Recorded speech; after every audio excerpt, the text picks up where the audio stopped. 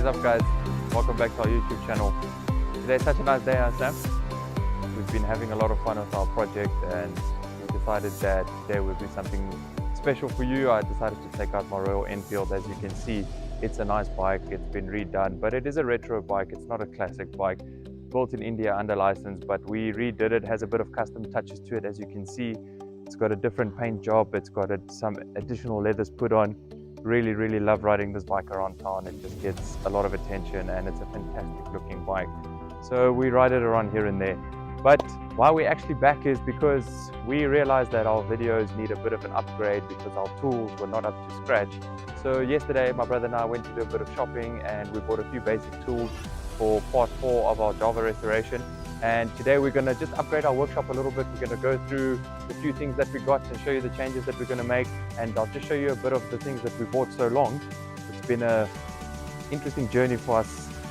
We realized that it's easy to be on TV, but it's not so easy to get the project done. So, hey Sam, we've been trying to do what we can, and I just want to show you guys what we've got in store for you today.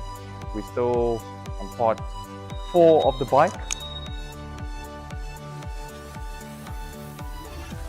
As you can see, the bike has now completely been stripped down to the frame. All that's left for us to do today is just take off the front forks and the front yoke, which we will get to. And then the hard work really begins. Then we have to do the sanding and the spray painting and the restoration and the ordering of the parts and everything. But what we decided to do is to upgrade our workshop a little bit. We were using this piece of sealing for us not to damage the tiles.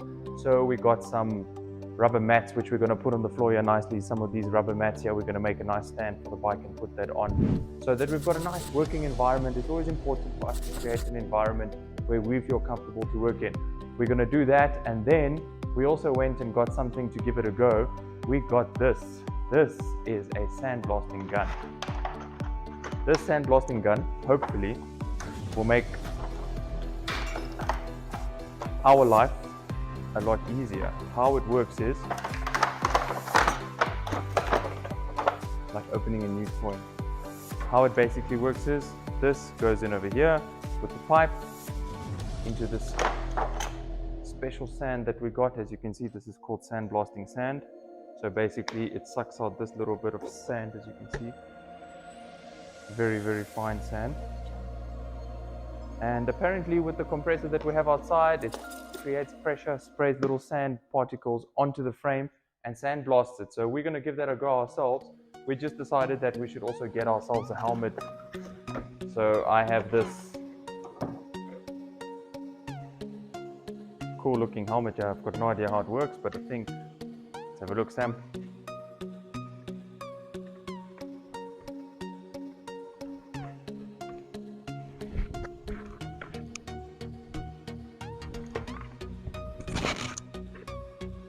We are being safety proactive in our new campaign. So please join us on the journey as we quickly upgrade our workshop. We want to just show you how it looks now, and we'll show you how it looks in a few minutes time after we're done with all the upgrades. We do have something else in the box as well for you, which we'll show you outside, and then we're going to get down to the bike and see how far we get. What we did when we started shooting the videos is we just use a piece of sealing to put on the floor to protect the tiles and give us a nice working environment. So we decided that we need to make a few changes to our workshop just to make sure that it looks a little bit better and also easier for us to work on. I enlisted the help of Shelton, our trusted assistant, today, and what we're going to do with him is quickly put these rubber mats together on the floor, just line everything up, join them together, put the edges on, and make sure that we have a nice surface to work on going forward in the future, and making sure that all the bikes have a nice place to rest on once we spray painted them and made sure that they're ready for assembly.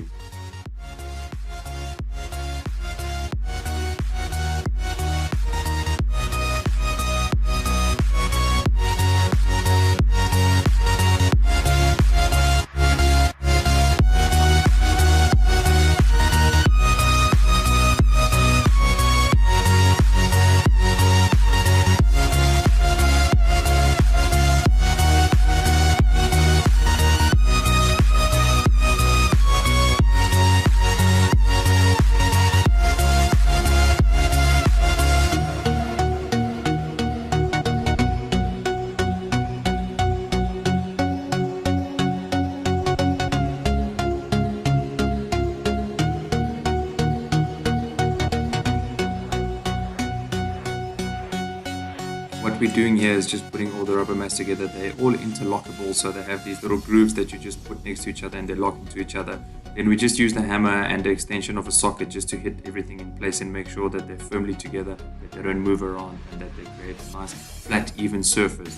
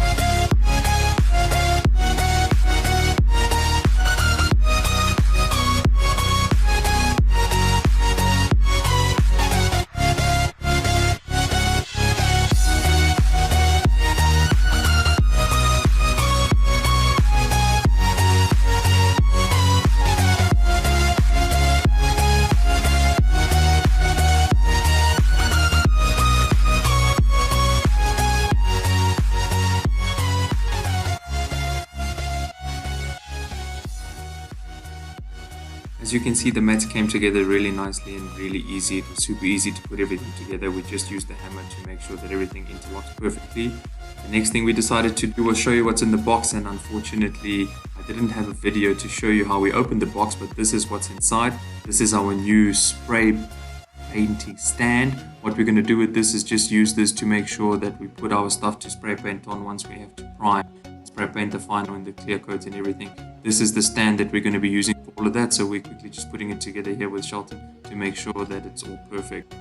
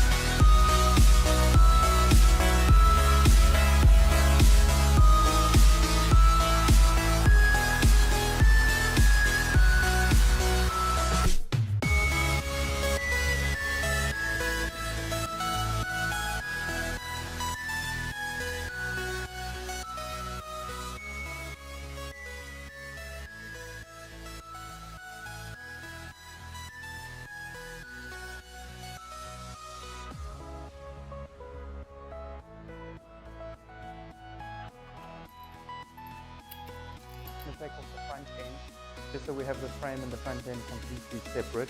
And unfortunately with the front end we're not going to be able to do it ourselves because there are some springs and some oil and seals and stuff inside which we are not geared up to do just yet. So what we're going to do is just take this off, clean it, and send it off to some specialists in Johannesburg. But everything else we're going to do ourselves.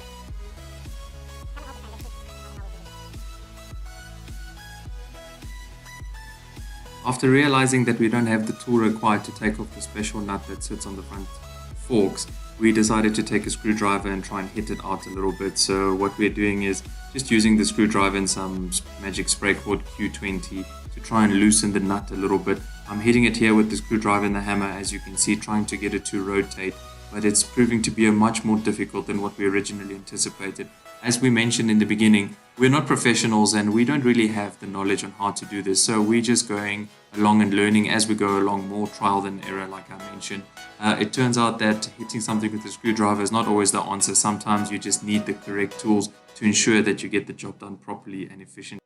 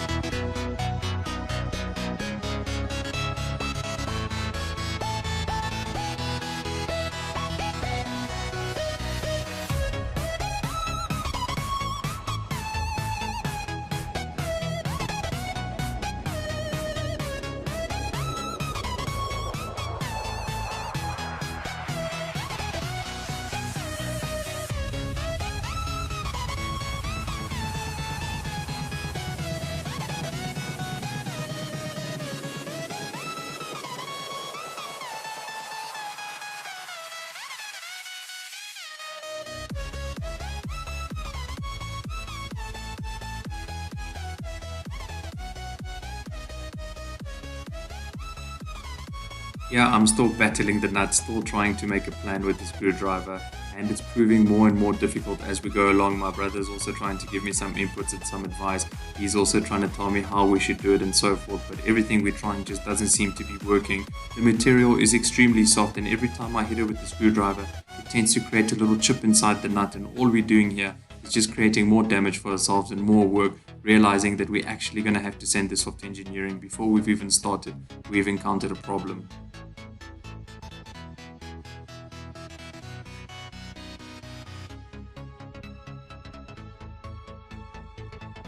I think this is where my brother and I finally realized that we're being defeated by this small nut. He's encouraging me to continue and give it one more go and just trying to tell me that we can do it and we will get through it. But I'm realizing more and more that with every hammer that I hit and every screwdriver that I use, I'm just creating more and more damage and making it more and more difficult. So this is becoming much more difficult than what we initially thought. Shelton comes to me and says to me, listen, I don't think we must continue with that screwdriver. Here's another screwdriver.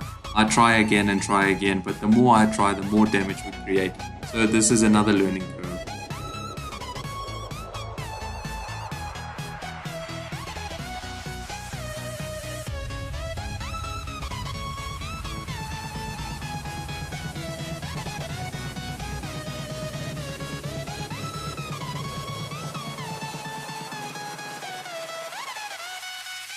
I'm trying to get the nut off from every angle possible, hitting it from any side possible, jumping over the frame, trying to get to the right side to get more leverage to get the nut out. And this is when I think all three of us realized that we have been defeated by one simple nut. We simply just don't know what to do. We continue with the old way of trying to get it, but we finally realized that we're not going to persevere, and this is going to be something that's going to have to be done by engineering. Shelton is having a laugh saying that we should give it one more go, but I'm just realizing that we're just creating a deeper hole for ourselves to get out of.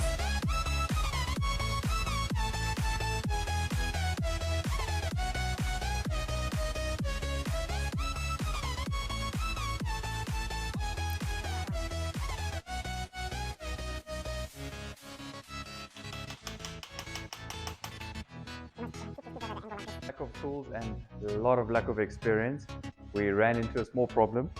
We don't have the right tool to take this out, and we tried our luck with some screwdrivers and whatever we could find to basically just hit it out. But as you can see, we caused a lot of damage and a lot of problems for ourselves. So we ran into a bit of an obstacle. What we're going to have to do now is probably just take this off to an engineering place just to ask them to remove it for us. So this sets us back, unfortunately. This puts us back in the schedule. But like I said in the beginning, we're just here to learn. We're trying to see how we can better ourselves and try and do this project all on our own. So unfortunately, this is just one of those setbacks. I tried to hit it with a screwdriver, and unfortunately what happened was I ended up damaging it because this is obviously made of some sort of pewter material. So I ended up damaging it. So the front end is not coming off today, Sam. What do you think about that?